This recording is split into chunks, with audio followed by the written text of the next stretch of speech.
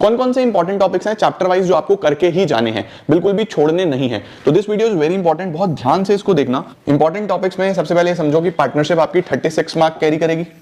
36 में से 18 नंबर के तो आपको पता ही है, 6 नंबर के सवाल आ रहे हैं एडमिशन, रिटायरमेंट, डेथ से, सही है। शेयर्स डिबेंचर्स आपका 24 नंबर, जिसमें 6 नंबर का एक पूरा बड़ा क्वेश्चन शेयर का, एक पूरा बड़ा क्वेश्चन डिबेंचर का। तो बड़े क्वेश्चंस कैरी करते हो तो 50-50% वेटेज इनका पूरा हो जाता है, बाकी एक नंबर के सवाल भी आप लोग कर ही लोगे, राइट। आओ सबसे पहले जानते हैं फंडामेंटल से। फंडामेंटल से भाई देखो, पास्ट एडजस्टमेंट बहुत अच्छे से देख लेना, ये आपको आना ही चाहिए, क्योंकि पास्ट एडजस्टमेंट 3 नंबर में भी आ सकता है, 4 में भी आ सकता है, और फंडामेंटल का 6 नंबर का सवाल नहीं आ रहा।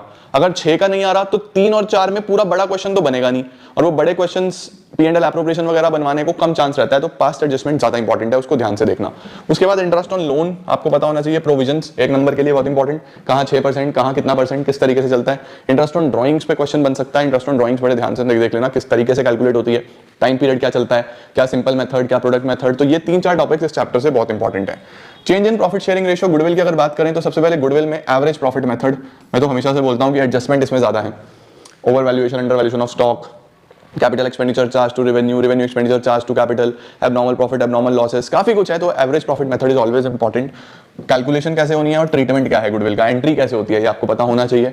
और एक कॉम्प्रिहेंसिव क्वेश्चन इस चैप्टर से, कॉम्प्रिहेंसिव क्वेश्चन 6 नंबर में पूछा जा सकता है कि रिवैल्यूएशन बनाओ, पार्टनर्स कैपिटल बनाओ, अगर रेशियो चेंज हो, रिजर्व्स का ट्रीटमेंट यहां से आप एक बार नजर जरूर मारना।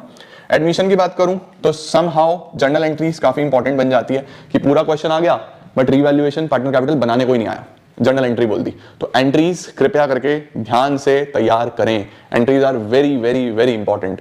जर्नल एंट्रीज के बाद एडमिशन में कैपिटल एडजस्टमेंट अच्छे से पता होनी चाहिए, 2-3 प्रकार की कैपिटल एडजस्टमेंट कौन कौन सी होती है। रिवैल्यूएशन अकाउंट में ओवर वैल्यूएशन, अंडर वैल्यूएशन, इसके साथ साथ डेटर वाला एडजस्टमेंट वेरी इंपॉर्टेंट, लिख के चलना एक पॉइंट। डेटर वाला, बैक डेट्स वाला एडजस्टमेंट बहुत important, over valuation, under valuation very important, provision वाला एडजस्टमेंट बहुत इंपॉर्टेंट। तो ये कुछ चीजें हैं। गुडविल में वो पार्ट जब partner is not able to bring his goodwill in cash, नया पार्टनर आया है लेकिन गुडविल नहीं ला पाया, मेरा partner is not able to bring his share of goodwill in cash, तो कैसे करना है, ठीक है जी। इसके बाद अगर हम बात करें रिटायरमेंट, डेथ, गेनिंग रेशियो निकालना आना चाहिए आपको। हिडन गुडविल का छोटा सा कॉन्सेप्ट है इस चैप्टर में, एक बड़ा कॉम्प्रिहेंसिव क्वेश्चन 6 नंबर में मैंने आपको बता ही दिया, आना है। लोन अकाउंट रिटायरिंग पार्टनर का आपको बनाना आना चाहिए, और डेथ में से specifically profit of diseased partner, बहुत बहुत important, profit of disease partner.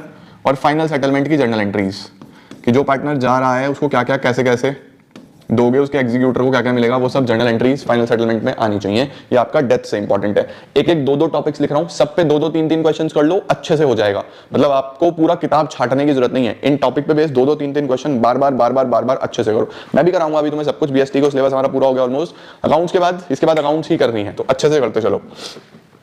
अगर मैं बात करूं डिसोल्यूशन की, तो डिसोल्यूशन में बच्चे सबसे पहले तो ये समझो कि हमारे पास छोटे छोटे चेंजेस हैं जो आपको पता होना चाहिए, जो इस साल ही लागू होंगे। सबसे पहले ट्रीटमेंट ऑफ एसेट्स। देखो हम अभी तक क्या करते आ रहे थे कि लाइबिलिटीज में ये मान लेते थे कि लाइबिलिटी, अगर लाइबिलिटी के बारे में क्वेश्चन साइलेंट है तो लाइबिलिटी को पे करके आओ उसकी बुक वैल्यू पे।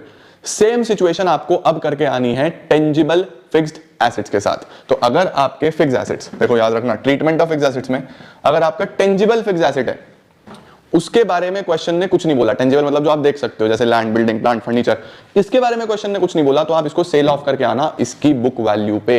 यानी जो टेंजिबल एसेट है उसको सेल करके आना है, और अगर इनटेंजिबल है, गुडविल है, पेटेंट है, कुछ इस तरीके का इनटेंजिबल एसेट है, तो उसकी वैल्यू 0 कंसीडर करनी है। तो अगर टेंजिबल है तो उसको सेल करके आएंगे उसकी बुक वैल्यू पे, इनटेंजिबल है तो वैल्यू 0 कंसीडर करके आएंगे, याद रखना, ठीक है। इसमें आपको डिसोल्यूशन के एक्सपेंसेस की एंट्रीज आनी चाहिए, रियलाइजेशन अकाउंट पूरा प्रॉपर बनाना आना चाहिए, IFR का ट्रीटमेंट, WCR का ट्रीटमेंट और जर्नल, एक एक 2-2 चीजें इन पे कर लो, हो जाना चाहिए। Issue of shares, issue of debentures की बात करें तो इशू ऑफ शेयर्स में पहला topic issue of shares for consideration other than cash, बहुत important. Issue of shares for consideration other than cash बहुत अच्छे से सीखना है। Forfeiture and reissue over subscription के केस में बहुत ध्यान से करना है, और कॉम्प्रिहेंसिव क्वेश्चन 6 नंबर में आना ही आना है। तो 3 टॉपिक इशू ऑफ शेयर्स से परफेक्शन के साथ होने चाहिए। बात करें इशू ऑफ डिवेंचर्स की, issue of debenture as a collateral security, ध्यान से देख के चलेंगे। उसके बाद issue of debentures considering the terms of redemption, जब हम इशू की एंट्रीज करते हैं लेकिन टर्म्स ऑफ रिडेम्पशन भी कंसीडर करते हैं कि रिडीम कैसे हुआ, पार पे, प्रीमियम पे, किस तरीके से, वो। इंटरेस्ट ऑन डिवेंचर और अकाउंट मेकिंग, मैं आपको बार बार बोल रहा हूँ डिवेंचर से अकाउंट मेकिंग इंपॉर्टेंट है, डिवेंचर अकाउंट बनाना है, लॉस बनाना है, लॉस का अकाउंट बनाना है, तो ये सब आपको आना चाहिए। उसके बाद अब हम एनालिसिस पे चलते हैं। एनालिसिस में बेटा जी सबसे पहले comparative common size statements are deleted, वो आपको देखनी नहीं है। 4 ही चैप्टर्स आपके पास इस बार हैं, financial statements of a company, financial statement analysis, ratios और cash flow statement. Cash flow की अगर बात करूं तो कैश फ्लो का बड़ा फुल फ्लेजेड क्वेश्चन आपके पास पूछा जाएगा। और एडजस्टमेंट उसमें जो इंपॉर्टेंट है, एक तो asset account, provision for debt account बनाना आना चाहिए, इंटरेस्ट ऑन डिवेंचर की एडजस्टमेंट आपको बहुत अच्छे से आनी चाहिए, और proposed dividend, interim dividend, dividend वाली एडजस्टमेंट बहुत अच्छे से आपको करनी है। प्रोविजन फॉर टैक्स वाली एक एडजस्टमेंट और है, वो भी आप एक बार जरूर देखना, ठीक है जी। उसके बाद अगर मैं बात करूं फाइनेंशियल स्टेटमेंट्स की, तो फॉर्मेट्स अच्छे से लर्न कर लो। P&L का फॉर्मेट, बैलेंस शीट का फॉर्मेट, एज पर शेड्यूल 3 क्या क्या कहां पे आता है, हेडिंग सब हेडिंग पे क्वेश्चन आएगा ही आएगा, कौन सी चीज कौन से हेड में, कौन सी चीज कौन से सब हेड में, 100% आपसे सवाल पूछा जाएगा, तो अच्छे से देख लो।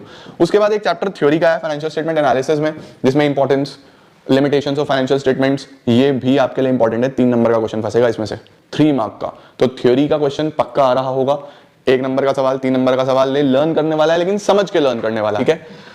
अब रेशियोज की बात करें तो बच्चे सबसे पहले 3 रेशियोज जो न्यू ऐड हुई हैं वो ध्यान से कर लेना, इंपॉर्टेंट बैठेगी। सबसे पहले debt to capital employed ratio, fixed asset turnover ratio, net asset turnover ratio. ये तीनों रेशियोज बहुत इंपॉर्टेंट है जो न्यू ऐड हुई हैं इस बार, एक हमारे पास सॉल्वेंसी में और 2 आपके पास एक्टिविटी में, ये काफी इंपॉर्टेंट रहेंगी। इसके साथ साथ inventory turnover ratio, interest coverage ratio, proprietary ratio, net profit ratio, ये अच्छे से देखना। और एक आधा क्वेश्चन 1 नंबर में आपसे पूछ सकता है कि इस रेशियो में ये चेंज हुआ तो बताओ रेशियो इंक्रीज होगी, डिक्रीज होगी, या कोई भी चेंज नहीं आएगा।